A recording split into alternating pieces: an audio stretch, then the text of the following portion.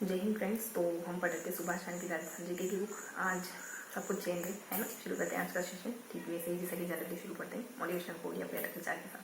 तो आज का मोटिवेशनल कोड है अपना कि या तनिष की बेलड़ी गुरु अमृत की खान शिष्य ये जो गुरु मिले तो भी सस्ता जा, है ना। तो आपको जहाँ से जो भी सीखने को मिले ना बस सीख लेना है। इसमें सबसे बड़ी बात तो ये है कि हमको ना दूसरों को ज्ञानी मानने में बहुत एतराज़ होता है ना। हमको ये लगता है कि हम ये कैसे मानने कि किसी और को हमसे ज़्यादा आता है ना।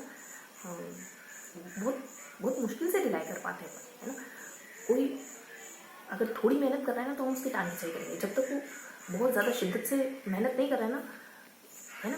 थोड़ा सा कोई पढ़ रहा है और वो खुश हो रहा है, मान लो कोई आधे घंटे पढ़ा दे रहा है कि आज तो मैं आधे घंटे पढ़ाऊँ, आपके सामने आके कोई मान लो खुश हो रहा है तो आप कहेंगे आधे घंटे में क्या हो जाता है ना।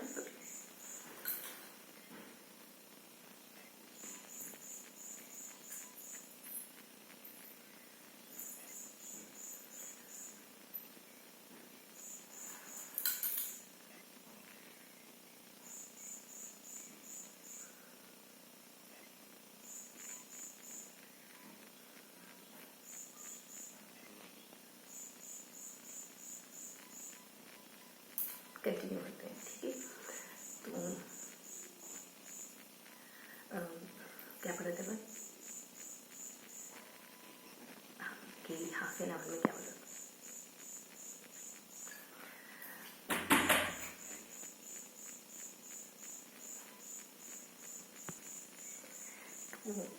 कहाँ थे अपन? हाँ, तो हम बातचीत कर रहे थे कि जब तक कोई इस तरीके से मेहनत ना कर रहा हो ना कि उसको ये कहने का तक समय ना हो कि मैंने आज ये पढ़ा है ना, आपसे ये खुशी जाहिर करने का भी समय ना हो, तब तक हम टांग के संग में लगे रहते हैं ना। तो और कई बार तो हम यकीन नहीं कर पाते। अगर कोई कहना कि आज मैं 3 घंटे पढ़ी तो मैं ये पढ़ा ही नहीं होगा, ऐसे मदद करता है। यकीन नहीं करने का मतलब ये है कि आप नहीं कर सकते, क्योंकि आप वो होते हैं जो आप वो सोचते हैं जो आप होते हैं। अगर आपसे कोई काम नहीं होता है ना तो ऐसा लगता है कि आपको ऐसा लगता है कि होता ही नहीं होगा ऐसा, तो है ना। तो अगर कोई कह रहा है ना तो यकीन करिए। अगर यकीन करने का मतलब क्या वो पता है कि आप उस भाव को महसूस करेंगे। कोई 3 घंटे पढ़े, अच्छा तुम 3 घंटे पढ़े तो आप उस भाव को महसूस करें। तो ये एक बहुत छोटी सी पॉजिटिविटी आपके अंदर सिक्रीज होती है जब आप दूसरों को एक्सेप्ट करते हैं, है ना। नेगलेक्ट करने में आपने उस अच्छे काम को माना ही नहीं है ना। तो आपके भीतर कौन सी एनर्जी क्रिएट हुई? पॉजिटिव तो नहीं हुई, ठीक। तो शुरू करते हैं आज का सेशन। आज हम अगले 3 पेज को पढ़ेंगे। तो नेक्स्ट 3 पेज में क्या क्या पढ़ने वाले हैं हम? नेक्स्ट 3 पेज में हम पेज नंबर 50, 51 और 52 इन 3 पेजेस को पढ़ेंगे। पेज नंबर 50 में हम गंगा नदी के बारे में पढ़ते हैं कि ये गंगानगर, हनुमानगढ़, अनूपगढ़ इन 3 जिलों में बहती है। ये हरियाणा से निकलती, मतलब 4 स्थान से इसका संबंध है। हरियाणा और राजस्थान के 2 जिले, है ना, पाकिस्तान, पोर्ट अब्बास, है ना, कालका माता मंदिर, शिवालिक की पहाड़ियाँ, ये सब, ठीक है। इसके अलावा एक झील भी है यहाँ कुछ, है ना। ये 2-3 बातें ध्यान रखें। इसके अलावा कुछ महत्वपूर्ण तथ्य भी है कि बग्गी कहलाता है इसका एरिया। इसको अपन सरस्वती नदी, दृष्टवती, नट नदी इन सारे नामों से जानते हैं। और हकरा है, नाली है इसका इलाका जहाँ ये बहती है। राइस बेल्ट है ना।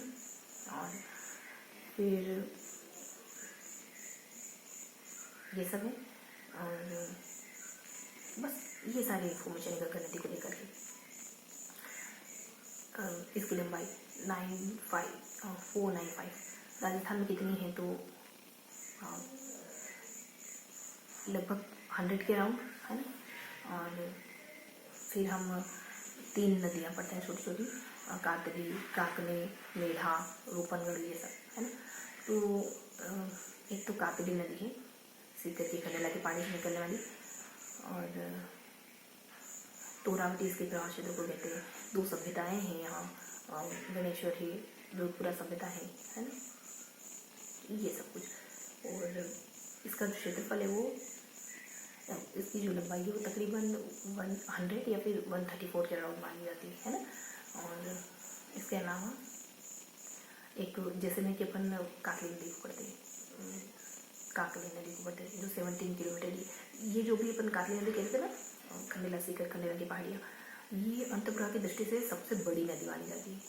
और एक काकली नदी है जो कि जैसलमेर में 17 किलोमीटर है, और ये पूर्णतः राजस्थान में बहने वाली आंतरिक प्रवाह की सबसे बड़ी नदी है। ठीक है, इसके बाद बुध झील है यहाँ पे, और मीठा खड्ड वगैरह, और ये कोठारी गांव से निकलती है। ये सब एक और नदी है शायद बीच में, मसूरी मेढ़ा समथिंग, उसके बारे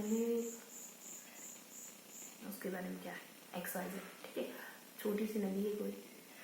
ठीक है, एक और नदी देखिए, इसके बाद रूपनगढ़ नदी है। रूपनगढ़ नदी सांभर से निकलती है और अलवर तक जाती है। ठीक है, तो यहाँ हमने ये हमारा पेज नंबर फर्स्ट है आज का, जिसमें हम यहाँ 2 पैराग्राफ पढ़ते हैं, एक ऊपर एक नीचे, और फिर यहाँ 3 छोटे छोटे पैराग्राफ पढ़ते हैं, चीज़ों को इमेजिनेशन के थ्रू याद रखने की कोशिश करेंगे। 2 बड़े पैराग्राफ पढ़े, फिर 2 छोटे पैराग्राफ पढ़े हैं। 2 बड़े पैराग्राफ में गंगा नदी के बारे में गिवन है सब कुछ, एक में नक्शा बना के बता रखा और एक में थ्योरेटिकल तरीके से बॉक्स बना के बता रखा। तो 2 पैराग्राफ में गंगा नदी के बारे में गिवन है, और इसके बाद सामने जो 3 छोटे छोटे पैराग्राफ है ना, उनमें छोटी छोटी नदियाँ हैं। ये तो हो गया अपनी बीच वाली नदी को हल्का सा है, थोड़ा सा मिस हो रहा है। नेक्स्ट पेज पे आते हैं, काकली और काकली पता चल गया ना। अब नेक्स्ट पेज मूव करते हैं अपन। नेक्स्ट है अपना, जिसमें हमको है ना छोटी छोटी नदियों के बारे में पढ़ने को मिलेगा। जैसे 2-3 नाम इस तरफ हो जाते हैं, मेढ़ा है, रिक्सावी वगैरह, और सामने की तरफ रूपारेल वगैरह और बाणगंगा वगैरह है ना। ये 2 छोटे नामों वाली नदियाँ, 2 बड़े नामों वाली नदियाँ, ऐसे करके अपन याद करते हैं। तो ये हमको पढ़ना है यहाँ। तो 2 छोटे नामों वाली नदियों को देखते हैं, मेढ़ा और रिक्सावी को। मेढ़ा में ये था कि ये ना जयपुर से निकलती है और जयपुर में विलीन हो जाती है, ऐसा कुछ था। सावी जो है वो हरियाणा तक जाती है ना, जयपुर ये कोटपुतली से निकल करके। दोनों में कुछ प्रमुख बातें यहाँ है ना, लोटक या ऐसा कोई मंदिर है ऊपर में, वेकट लोटक, लूणवा देवी मंदिर। नीचे यहाँ है ना कुछ झील वगैरह है, सभ्यता है, जोधपुरा सभ्यता, और प्रवाह क्षेत्र भी दोनों के है ना। तो डिडवाना है ना ऊपर वाले में, बीच वाले में खेड़तल, मतलब जहाँ से निकल रही है, जहाँ लुप्त हो रही है वो तो ही सही। इसके अलावा ऊपर वाले में डिडवाना भी है, इसका प्रवाह क्षेत्र के अंतर्गत आता है। नीचे में खेड़तल, कोटपुतली, बहरोड। ठीक है, और बस ये बेसिक इन्फॉर्मेशन है। इसके अलावा बस और तो कुछ खास है नहीं, वैसे बस इतना ही है। फिर सामने की तरफ जो थोड़ी बड़ी नदियाँ हैं ना, उनमें हम रूपारेल को पढ़ते हैं, फिर बाणगंगा नदी को पढ़ते हैं। बाणगंगा नदी जानते हैं, तो अर्जुन की गंगा, एक और कोई यूनिक सा नाम है अर्जुन की गंगा, तो अपन सब जानते हैं। इसके अलावा 1-2 यूनिक नाम है इसके, नट या ऐसा कुछ। अर्जुन की गंगा के नाम से जानते हैं। बाणगंगा नदी मेरठ के पास से निकलती है, ये जाति का पता है, और ये मुरादागंज यूपी में विलीन हो जाती है। और फिर बाणगंगा नदी का प्रवाह क्षेत्र भी है, जिसको अपन कुछ ट्रिक बनाते हैं, DDC ऐसा कुछ, उससे याद करते हैं। डी से डिडवाना, जैसे कोटपुतली, जैसे जोधपुर ग्रामीण है ना, ऐसे कुछ ट्रिक थी। जोधपुर ग्रामीण तो आ ही था, उसमें एक दो और कोई जिले हैं जो इसके प्रवाह क्षेत्र के अंतर्गत आते हैं। और इसके अलावा इसमें ना यहाँ जमुआ रामगढ़ बांध, जयपुर, आजाद सागर बांध, ये सब बने हुए हैं। भरतपुर अभ्यारण्य है ना। और फिर इसके ऊपर रूपारेल नदी पड़ती है। रूपारेल नदी में क्या क्या जानते हैं हम कि रूपारेल नदी निकलती है अलवर से, मिल जाती है भरतपुर में, बीच में डिग इसका प्रवाह क्षेत्र है। सभ्यता 9 है, एक सीकरी बांध है इस पर। ठीक है, ये बेसिक सी बात है। तो यहाँ हमने 2 नदियाँ पढ़ी, छोटे छोटे से नाम है, मेढ़ा और साली। सामने बड़े नाम वाली नदियाँ रूपारेल और बाणगंगा नदी है ना। इसके अलावा थोड़ी थोड़ी स्पेस यहाँ ऊपर, मतलब यहाँ ऊपर की तरफ, यहाँ नीचे की तरफ थोड़ी थोड़ी स्पेस हो रही, तो उसमें क्या पढ़ते हैं अपन, रूपनगढ़ नदी के बारे में बताते हैं कि रूपनगढ़ नदी के पास में ना निम्बार्क संप्रदाय की निम्बार्क संप्रदाय विकसित हुआ था। बस। और नीचे की तरफ कोई एक काकुंडी नदी शायद जो है ना बंद बार रेट बनाती है, ऐसा कुछ। ठीक है, अब इसके अलावा लास्ट पेज में क्या करना है हमको? लास्ट पेज में ज़्यादा कुछ नहीं है। अंत प्रवाही नदी के बारे में, लूनी नदी, अरब सागर में गिरने वाला नदी। लूनी नदी गिरती है अरब सागर में, पहले हमने पढ़ लिया ना कि लूनी गिरती है, पश्चिमी बनास गिरती है, माही गिरती है, साबरमती गिरती है ना। तो क्या देखना है हमको? लूनी नदी, ये अल्वेगना पहाड़ से निकलती है लूनी नदी। इसकी लंबाई कितनी है टोटल?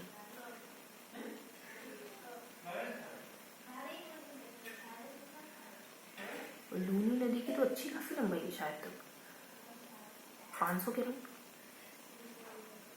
है ना मेरी। इसके अलावा ये गोविंदगढ़, साबरमती, इन दोनों इलाके से जो धाराएं निकलती ना, वो गोविंदगढ़ में मिलती है। साबरमती और रेकोर को इलाका है, एक तो साबरमती और रेकोर को इलाका है, वहाँ से एक धारा निकलती है, 2 धाराएं निकलती है और वो गोविंदगढ़ में आके मिलती है। उसके बाद ये लूनी कहलाती है। लूनी की सहायक नदियाँ लेलोड़ी, मिठड़ी, जोगड़ी, जवाई, सागी, बांडी, ये सब है ना।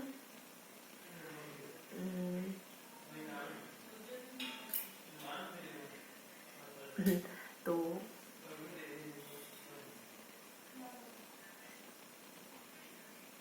ये सब है, ठीक है। और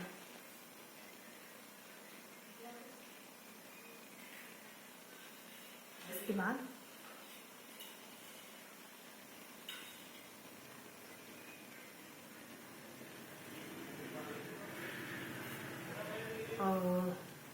बस लूनी के उपनाम है, नेहड़ है और रेहड़ है और साबरमती है, और एक रेहड़, साबरमती और 2 और नाम है मिलते जुलते हैं शायद। रूंडी नदी तो बाणगंगा नदी को कहते हैं, रोटे है ना। तो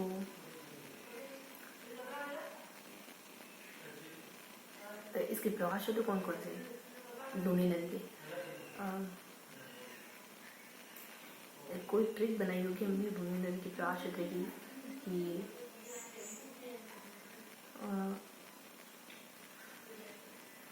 तो मतलब ये भी जीवन है यहाँ।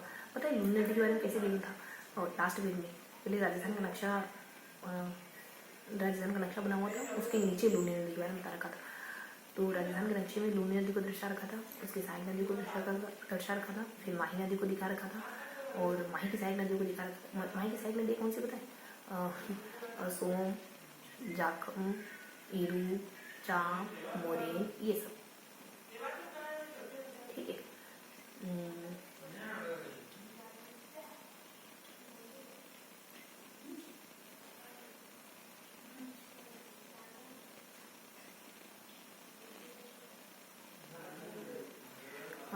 वो तो ज़्यादा कुछ है नहीं इसे लूनी नदी के बारे में। सहायक नदियाँ कौन से जिलों में बहती है, कौन से उपनाम है, और बस। और इन दोनों धाराओं से मिलकर के लूनी बनती है, ऐसा कुछ है। जिलों के नाम थोड़े समय से हो रहे हैं, लेकिन याद करने की कोशिश करें तो कौन कौन से जिले हो सकते हैं? एक ट्रिक होगी शायद, थोड़ा समय से हो रहा है। तो ये था आज का सेशन, जिसमें हमने कुछ जानने की कोशिश करी, ठीक है। अब हमको थोड़ा सा है ना, जितना भी याद था फर्स्ट बार रीडिंग करने के बाद, अब मैं वो वीडियो अपलोड कर रही हूँ जो मैं कहती थी ना आपको हर बार कि हम बुक भी रीड कर रहे हैं, है ना। अब बहुत जल्द मैं आपको अब लिंक भी प्रोवाइड कर रहा हूँ, ठीक है। तो आप वो वाला सेशन देखिए, अगर ये वाला सेशन अटेंड करेंगे ना तो चीज़ें आपको अच्छे से क्लियर होगी। आप थोड़ा सा MCQ क्वेश्चन को करते हैं, 1 मिनट आपको रुकना होगा, ठीक है। थोड़ा सा पॉज करेंगे तो MCQ क्वेश्चन को करेंगे, ठीक है।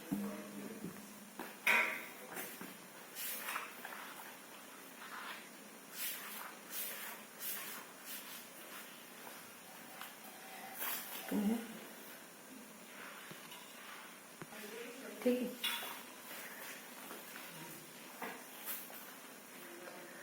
राजस्थान ऊर्जा विकास एजेंसी की स्थापना कब हुई?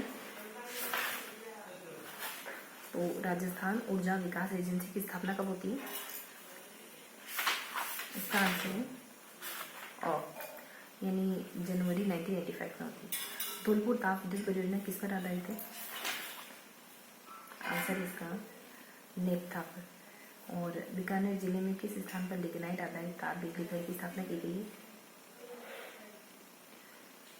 इसका आंसर हो जाएगा सब यानी बरसिंह नगर। बीकानेर जिले के किस स्थान पर लिग्नाइट आधारित ताप बिजली घर की स्थापना की गई? बरसिंह सर। ठीक है, नेक्स्ट हो जाएगा धौलपुर जिले के किस गांव में निजी क्षेत्र में विद्युत परियोजना की स्थापना की गई? ओके, तो इसका आंसर हो जाएगा अपना 100 यानी सूरजपुरा। धौलपुर जिले के किस गांव में निजी क्षेत्र में विद्युत परियोजना की स्थापना की गई? सूरजपुरा में। राजस्थान में पहली पवन ऊर्जा परियोजना कहाँ है? आंसर इसका यानी अमरसागर जैसलमेर। राजस्थान में गैस आधारित बिजली परियोजना की स्थापना कहाँ की गई है? गैस आधारित है ना, तो रामगढ़ जैसलमेर में। पवन ऊर्जा की दृष्टि से राजस्थान के किस हिस्से में आदर्श दशाएं पाई जाती हैं? तो आदर्श दशाएं पश्चिमी क्षेत्र में। सोलर एनर्जी इंटरप्राइजेज जोन की स्थापना किन जिलों को मिलाकर की गई है? ठीक, सोलर एनर्जी इंटरप्राइजेज जोन की स्थापना किन जिलों को मिलाकर की गई है? आंसर हो जाएगा इसका फलोदी जैसलमेर बालोतरा।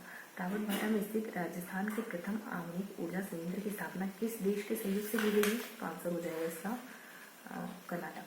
जोधपुर ग्रामीण जिले के किस स्थान पर भारत के प्रथम सौर विद्युत उत्पादन केंद्र की स्थापना की गई है? जोधपुर जिले के किस स्थान पर भारत के प्रथम सौर ऊर्जा विद्युत उत्पादन की स्थापना की गई, केंद्र की स्थापना की गई? तो इसका आंसर हो जाएगा यानी बीकानेर। और बिठड़ी पवन ऊर्जा संयंत्र राजस्थान के किस जिले में स्थापित है? तो इसका आंसर हो जाएगा यानी फलोदी में। नेक्स्ट है राजस्थान ऊर्जा विकास अधिकरण और Rajasthan state power corporation limited को मिलाकर अक्षय ऊर्जा निगम की स्थापना कब की गई? तो आंसर हो जाएगा इसका यानी 9 अगस्त 2002 में। राजस्थान में सबसे बड़ी जल विद्युत परियोजना कौन सी है? आंसर हो जाएगा इसका यानी चंबल घाटी परियोजना है। नेक्स्ट है राज्य में सर्वाधिक बायोगैस संयंत्र किस जिले में है? आंसर हो जाएगा इसका यानी उदयपुर में। राजस्थान में सरसों खल आधारित विद्युत संयंत्र कहाँ स्थित है? तो आंसर हो जाएगा इसका अलवर में, है ना, खल आधारित। नेक्स्ट है राजस्थान का एकमात्र जिला कौन सा है जिसके संपूर्ण ग्राम विद्युतकृत किए जाने की घोषणा कर दी गई है? तो इसका आंसर है यानी अजमेर ऐसा जिला है। प्रति व्यक्ति विद्युत उपभोग की दृष्टि से राजस्थान का कौन सा स्थान है? आंसर हो जाएगा इसका 10वां। देन राज्य का पहला सौर आधारित रेफ्रिजरेटर कहाँ लगाया गया? आंसर हो जाएगा इसका जोधपुर ग्रामीण में। नेक्स्ट है गोबर गैस गांव के नाम से विख्यात गांव है? आंसर हो जाएगा इसका यानी सिलोही डूंगरपुर। ठीक है, नेक्स्ट है राजस्थान का दूसरा परमाणु विद्युत संयंत्र कहाँ स्थापित किया गया है? तो आंसर हो जाएगा इसका यानी बांसवाड़ा। तो ये था आज का सेशन जिसमें हमने 3 पेज पढ़ने की, हम कुछ 3 पेज पढ़े हैं और कुछ MCQ क्वेश्चन को पढ़ा है ना। तो मिलते हैं इसी किसी अगले सेशन में, तब तक के लिए हंसते मुस्कुराते रहिए, दिल से पढ़ाई करते रहिए।